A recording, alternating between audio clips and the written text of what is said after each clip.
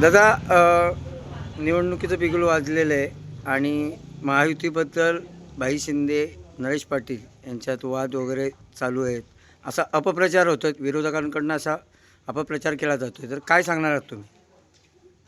तर म्हणजे निवडणुकीला सुरुवात होऊन आता खरी शेवटच्या टप्प्यामध्ये प्रचाराला एक रंगत आलेली आहे.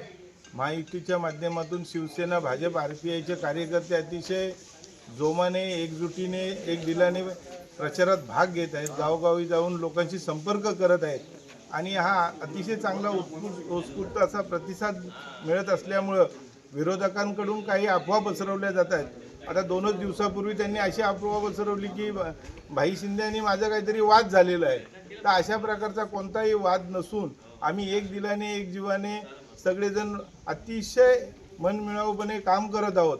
विरोधकांची या निवडणुकीमध्ये जी काही पिछेहाट होत आहे हे सर्व पाहून त्यांना हे वेगवेगळे आता ते क्लुप्त्या लढवत आहेत.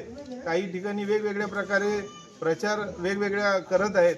पण अशा प्रकारचा कुठेही महायुतीच्या कार्यकर्त्यांमध्ये संभ्रम नसून आम्ही सारे कार्यकर्ते, शिवसेना असेल, भाजप असेल किंवा RPI असेल, सारे कार्यकर्ते एक दिलाने काम करत आहेत. भाई शिंदे असतील, मी असेल किंवा उमेदवार दोन्ही असतील, तिकडचे पंचायत समितीचे उमेदवार, इकडचे भाई असतील, मला दोन्ही ठिकाणी फिरावं लागतं. काही वेळा मला पलीकडच्या पंचायत समितीमध्ये असताना इकडच्या उमेदवाराबरोबर जिल्हा परिषदेचे उमेदवार एक दिवस इकडे, एक दिवस तिकडे, त्या पंचायत समिती, अशा प्रकारे प्रचाराची यंत्रणा सुरू असून आता निवडणुकीमध्ये आपल्याला फार लोकांकडून प्रतिसाद मिळत नाही असं दिसल्यामुळे विरोधकांकडून ह्या वेगवेगळ्या आयडिया लढवल्या जातात.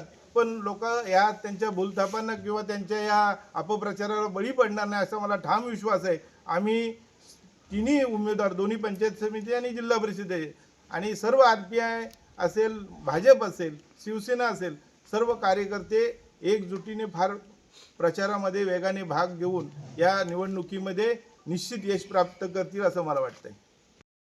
भाई शिंदे आगे बढ़ो, हम तुम्हारे साथ हैं.